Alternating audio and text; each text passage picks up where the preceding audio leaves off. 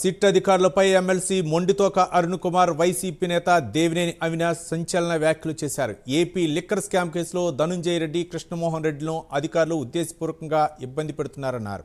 13 గంటల పాటు విచారణ పేరుతో నిలిపివేశారని ఆరోపించారు. ఈ కేసుని రాజకీయ కారణాలతో నడిపిస్తున్నారని వారు ధ్వజమెత్తారు.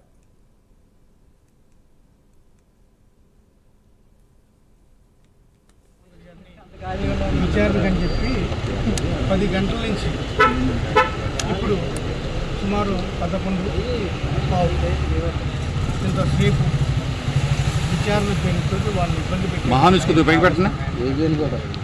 ఈ కేసు పూర్తిగా సుప్రీంకోర్టు పరిధిలో ఉంది కాబట్టి దీని గురించి మాట్లాడకూడదు కాబట్టి ఇది కేసు కాదు,